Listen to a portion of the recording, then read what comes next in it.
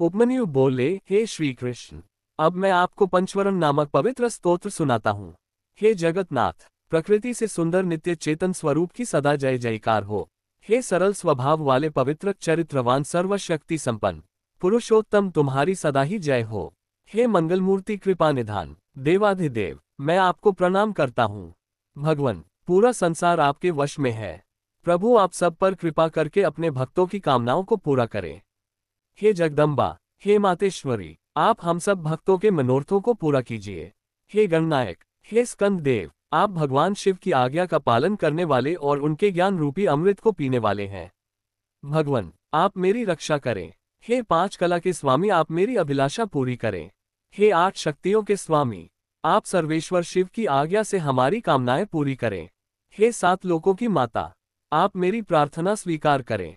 हे विघ्न विनाशक, आप हमारे शुभ कार्यों में आने वाले सभी विघ्नों को दूर करें। इस प्रकार यह आवरण स्तोत्र अत्यंत शुभ है। प्रतिदिन इस कीर्तन को श्रवण करने वाला पापों से छूटकर मोक्ष को प्राप्त होता है। वायव्य संहिता उत्तरार्ध 32वां अध्याय, सिद्धि कर्मों का निरूपण। उपमन्यु बोले, कृष्ण जी, सर्वप्रथम प्राण वायु को जीतना चाहिए, क्योंकि इस पर विजय प्राप्त होने से सब वायुओं पर विजय मिल जाती है।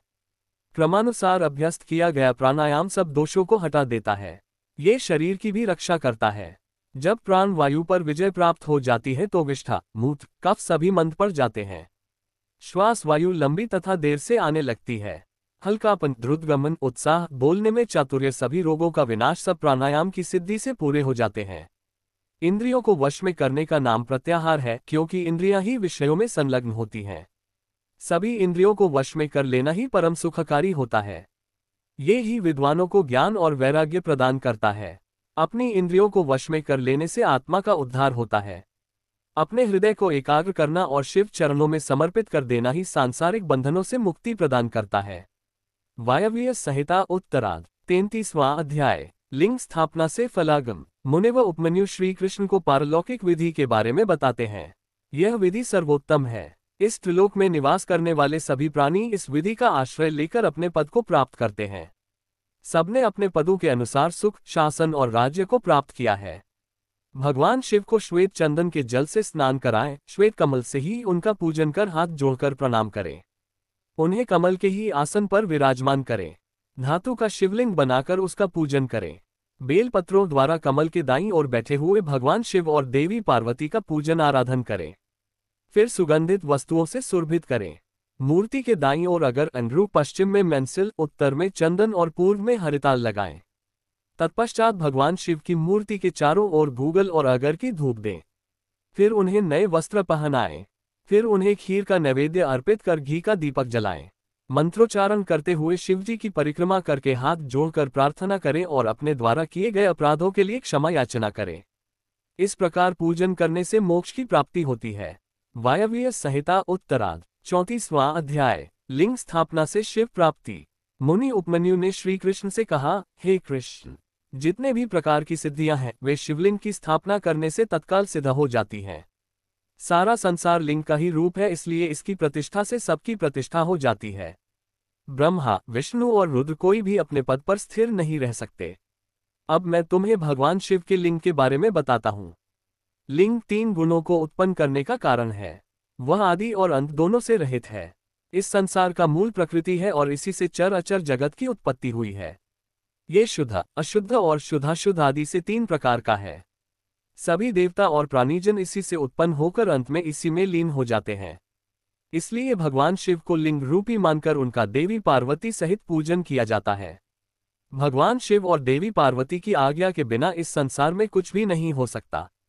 त्रिलोकी के प्रलय काल आने पर जब भयानक प्रलय मची थी, उस समय श्रीहरि भगवान विष्णु क्षीरसागर में अथाह जल के बीच शेष शैया में सो गए। तब उनके नाभि कमल से ब्रह्माजी की उत्पत्ति हुई। शिवजी की माया से मोहित ब्रह्माजी विष्णु जी के पास जाकर उनसे बोले, तुम कौन हो? ये कहकर उन्होंने निद्रामग्न श्रीहरि को झिंझोर दिया। तब जागकर श्रीहरि ने आश्चर्य से अपने सम्मुख खड़े व्यक्ति को देखकर पूछा, पुत्र तुम कौन हो और यहाँ क्यों आए हो? ये सुनकर ब्रह्माजी को क्रोध आ गया। तब वे दोनों ही अपने को बड़ा और सृष्टि का रचयिता मानकर आपस में झगड़ने लगे। जल्दी ही बढ़ते बढ़ते बात युद्ध तक पहुंच गई और ब्रह्मा विष्णु में भयंकर युद्ध होने लगा। तब त्रिलोकीनाथ भगवान शिव उस युद्ध को रोकने के लिए दिव्य अग्नि के समान प्रज्वलित लिंग रूप में उनके बीच में प्रकट हो गए। उन्हें देखकर दोनों आश्चर्यचकित हो गए और उनका अभिमान जाता रहा। तब वे उस लिंग के आरंभ और अंत की खोज के लिए निकल पड़े। ब्रह्मा ने हंस का रूप धारण किया और तीव्र गति से ऊपर चले गए। श्रीहरि ने वराह रूप धारण किया और नीचे की ओर गए। 1000 वर्षों तक दोनों लिंग के आदि अंत की तलाश में घूमते रहे, परंतु उन्हें कुछ न मिला। उन्होंने यही समझा कि यह कोई प्रकाशमान आत्मा है। तब ब्रह्मा जी और विष्णु जी दोनों ने हाथ जोड़कर श्रद्धाभाव से प्रकाशपुंज शिवलिंग को प्रणाम किया। वायव्य संहिता उत्तरार्ध 35वां अध्याय। ब्रह्मा विष्णु मोह। मुनि उपमन्यु बोले, हे वासुदेव। उस समय वहां पर ओंकार का नाद होने लगा, परंतु ब्रह्मा और विष्णु दोनों ही उस ब्रह्म ध्वनि को समझ न सके। ओम में स्थित अकार, उकार और मकार क्रमशः दक्षिण, उत्तर और मध्य भाग में तथा अर्धमात्रा रूपी नादलिंग के मस्तक पर जा पहुंचा। प्रणव अपना रूप बदलकर वेद के रूप में प्रकट हुए। अकार से ऋग्वेद, उकार से यजुर्वेद, मकार से सामवेद और नाद से अथर्ववेद की उत्पत्ति हुई। सर्वप्रथम ऋग्वेद की उत्पत्ति हुई। इसमें रजोगुण से संबंधित विधि मूर्ति थी। सृष्टि लोक तत्वों में पृथ्वी, अव्यय, आत्मा, काल निवृत्ति, 64 कलाएं और ऐश्वर्य आदि विभूतियां ऋग्वेद से प्राप्त हुई। यजुर्वेद से सत्वगुण, अंतरिक्ष और विद्या आदि तत्वों की प्राप्ति हुई। सामवेद से तमोगुणी रुद्र मूर्ति एवं संहारक वस्तुएं उत्पन्न हुई। अथर्ववेद में निर्गुण आत्मा का वैभव, माहेश्वरी, सदाशिव, निर्विकार आत्माओं की स्थिति का वर्णन है। नाद मेरी आत्मा है। समस्त विश्व ओंकार के अर्थ का सूचक है। ओम शब्द शिव का वाचक है। शिव और प्रणव में कोई अंतर नहीं है। संसार के रचनाकर्ता ब्रह्मा, रक्षक विष्णु और संहारक रुद्र हैं। रुद्र ही ब्रह्मा विष्णु को अपने नियंत्रण में रखते हैं। वे शिव ही सब कारणों के कारण हैं।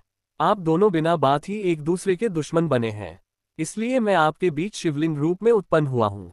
ये सुनकर ब्रह्मा और विष्णु दोनों का ही अभिमान टूट गया और वे भगवान शिव से बोले, हे ईश्वर, आपने हमें अपने चरण कमलों के दर्शन का सुअवसर प्रदान किया है। हम धन्य हो गए। हमारा अपराध क्षमा करें। तब भगवान शिव बोले, हे पुत्रों, तुम दोनों अभिमानी हो गए थे, इसलिए मुझे यहाँ लिंग रूप में प्रकट होना पड़ा। अब अभिमान त्याग कर सृष्टि के कार्यों को पूरा करने में अपना योगदान दो। वायव्य संहिता उत्तरार्ध 36वां अध्याय। शिवलिंग प्रतिष्ठा विधि। श्री कृष्ण जी बोले, हे मुनिवर, आपने मुझ पर कृपा कर इस अद्भुत कथा को मुझे बताया। अब आप लिंग और वेदी की प्रतिष्ठा की विधि भी बताइए। ये सुनकर उपमन्यु बोले, हे कृष्ण, शुक्ल पक्ष में शिव शास्त्र के अनुसार शिवलिंग का निर्माण कराएं। गणेश जी का पूजन कर लिंग को स्नान के लिए ले जाएं। 5 स्थान की मिट्टी, गोबर और पंचगव्य से शिवलिंग को स्नान कराएं। मंत्रोच्चारण करते हुए लिंग का जल में अधिवास करें। मूर्ति को सुंदर वस्त्र और आभूषण से सुसज्जित कर उनका पूजन करें और उन्हें चौकी पर स्थापित करें। पूर्व की ओर मूर्ति का माथा और पश्चिम में पिंडी होनी चाहिए। तत्पश्चात पुनः स्नान कराकर पूजन करें। वेदी की भूमि के ईशान कोण में कमल लिखें। शिवजी का आह्वान कर पूजन करें। वेदी के पश्चिम में चंडिका कमल लिखकर पुष्प अर्पित करें। फिर शिवलिंग को नए वस्त्रों में लपेटें। विदेश कुंभ और वर्धिनी शैवी की स्थापना करें। फिर 4 विप्र मंत्रोच्चारण करते हुए हवन करें। 108 घी की आहुतियों से हवन करें। हवन के पश्चात पूर्ण आहुति दें। फिर महापूजन आरंभ करें। 10 कलशों के जल में शिव मंत्र पढ़कर अंगूठे और अनामिका द्वारा मृत्तिका मंत्र जाप करें। फिर उस जल से शिवलिंग का अभिषेक करें। फिर विदेश के घट से अभिषेक करें। तत्पश्चात दोनों हाथ जोड़कर भक्ति भावना से भगवान शिव का देवी पार्वती सहित स्तुति करते हुए आह्वान करें। फिर पंचोपचार से उनका पूजन करें। पूजन करने के पश्चात हाथ जोड़कर क्षमा याचना करें। फिर अन्य मूर्तियों को भी इसी विधि से स्थापित करें। सब कार्यों के पूर्ण हो जाने पर आचार्य को यथावत दक्षिणा देकर उसके चरण छूकर आशीर्वाद प्राप्त करें। वायव्य संहिता उत्तरार्ध 37वां अध्याय। योग निरूपण। मुनि उपमन्यु बोले, हे केशव, अब मैं आपको योग विधि के बारे में बताता हूँ, जिसके द्वारा सभी विषयों से निवृत्ति हो और अंतःकरण की सब वृत्तियां शिव जी में स्थित हो जाए, वो परम योग है। योग 5 प्रकार का होता है। मंत्र योग, स्पर्श योग, भाव योग, अभाव योग और महायोग। मंत्रों का उनके अर्थ सहित ज्ञान होना महायोग कहलाता है। मंत्रों को प्राणायाम द्वारा सिद्ध करना स्पर्श योग कहलाता है। जब जिह्वा मंत्रों को स्पर्श न करते हुए भी उनका जाप करती है तो वह भावयोग कहलाता है। प्रलय के समय से संबद्ध पूरे संसार का विचार अभावयोग कहलाता है। जब साधना करने वाले की सभी मानसिक वृत्तियां भगवान शिव से जुड़ जाए और वह नित्य शिव चिंतन में मग्न रहे, ऐसी दशा महायोग कहलाती है। सांसारिक बंधनों से मुक्ति की कामना करने वाले मनुष्य ही इस चिंतन और वैराग्य को अपने जीवन में अपनाकर महायोग को प्राप्त करते हैं। हमारे शरीर में रहने वाली प्राणवायु रहने को रोकना प्राणायाम कहलाता है। प्राणायाम रेचक, पूरक और कुंभक 3 प्रकार का होता है।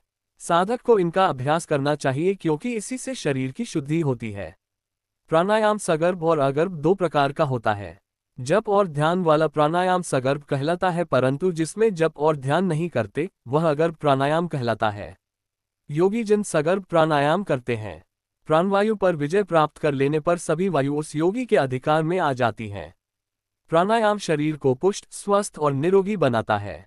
इसके नियमित अभ्यास से कफ, मूत्र, पुरीश आदि कम हो जाते हैं। समस्त इंद्रियों को अपने वश में कर लेना प्रत्याहार कहलाता है।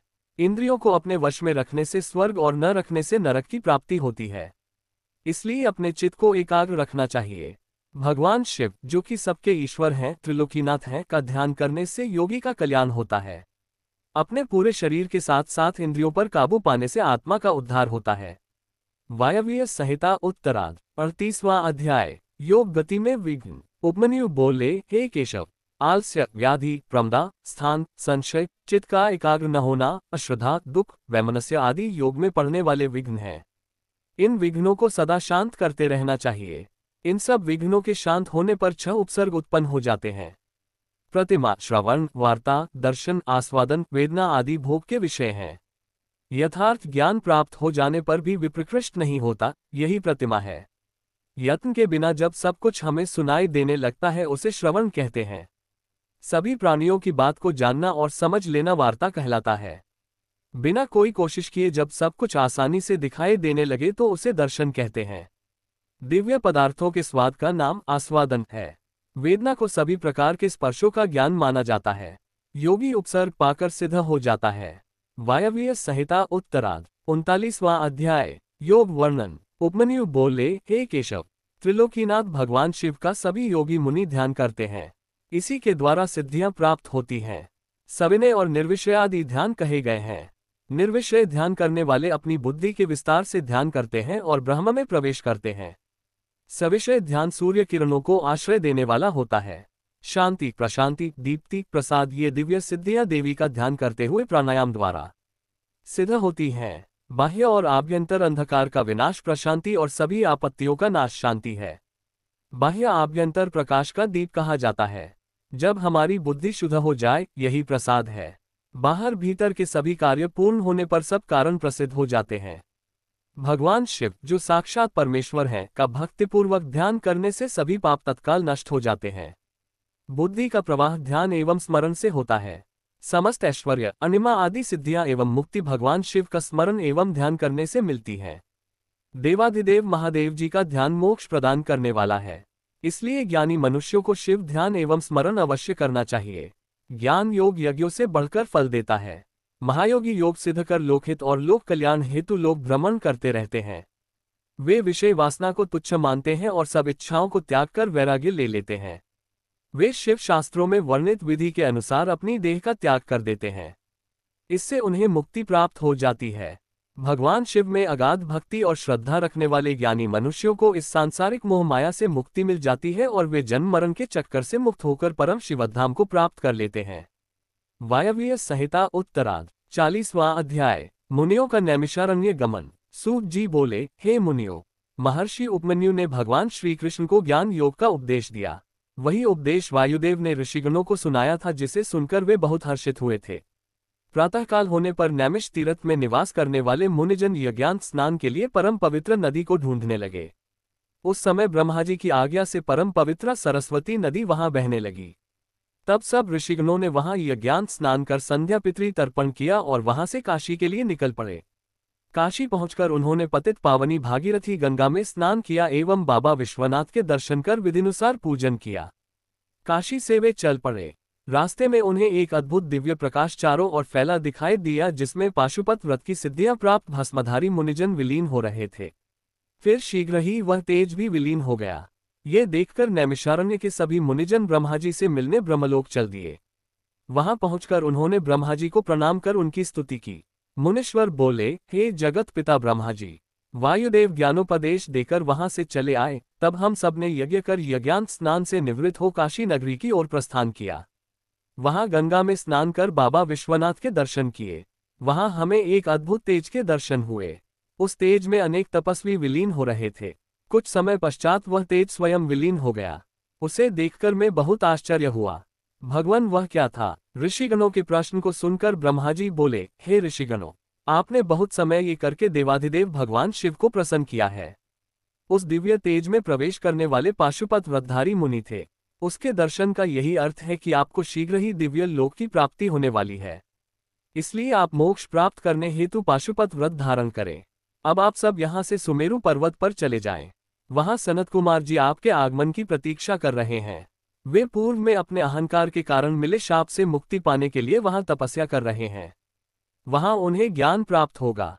वायव्य संहिता उत्तरार्ध 41वां अध्याय। मुनियों को मोक्ष। सूत जी बोले, हे मुनिवर, ब्रह्मा जी के वचन सुनकर ऋषिगण उन्हें प्रणाम कर सुमेरु पर्वत पर चले गए। वहां उन्होंने पर्वत शिखर पर एक सुंदर तालाब की उत्तर दिशा में तपस्या करते सनत कुमार जी को देखा। मुनि उन्हें प्रणाम कर उनके पास बैठ गए। सनत कुमार जी ने आंखें खोलकर अपने पास बैठे मुनियों को देखकर उनसे प्रश्न किया, हे ऋषिवर, आप कौन हैं और यहाँ क्या कर रहे हैं? ये सुनकर ऋषिगणों ने सारी बातें उन्हें बता दी। उसी समय नंदीश्वर भी वहां आ गए। नंदीश्वर को अपने सामने पाकर सभी मुनियों और सनत कुमार जी ने आसन से उठकर उन्हें दंडवत प्रणाम किया और हाथ जोड़कर प्रणाम करने लगे। सनत कुमार जी बोले, हे नंदीश्वर, इन मुनियों ने, जो कि नैमिषारण्य में निवास करते हैं, 10,000 वर्षों तक यज्ञ किया है। उस महायज्ञ के समाप्त होने पर ब्रह्मा जी ने इन्हें आपकी शरण में भेजा है। आप इनका कल्याण करें और इन्हें दिव्य अद्भुत ज्ञान प्रदान करें। सनत कुमार जी के वचन सुनकर नंदीश्वर ने अपनी कृपादृष्टि ऋषिगणों पर कर दी। नंदीश्वर ने परम दिव्य शिवतत्व का उपदेश उन्हें दिया। तब उपदेश देकर वे बोले, ये परम ज्ञान धर्म, अर्थ, काम और मोक्ष सभी प्रदान करने वाला है। अब आप मुझे जाने की आज्ञा प्रदान करें। ये कहकर नंदीश्वर वहां से चले गए। इसके पश्चात सभी ऋषिगण प्रयाग तीर्थ चले गए और वहां उन्होंने अपना महान योग पूरा किया। योग पूर्ण होने पर उन्हें ज्ञात हुआ कि कलियुग आ रहा है। ये देखकर वे नैमिषारण्य मुनि काशी चले गए। वहां मुक्ति की कामना करते हुए उन्होंने पाशुपत व्रत धारण किया।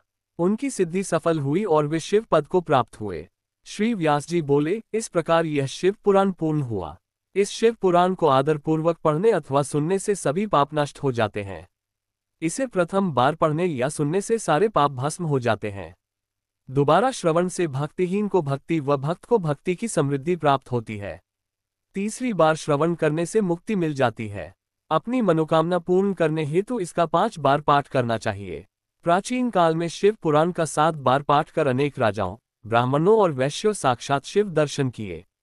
इस पवित्र ग्रंथ को भक्तिपूर्वक सुनने वाला मनुष्य संसार में सभी सुखों को भोगकर मोक्ष को प्राप्त कर लेता है।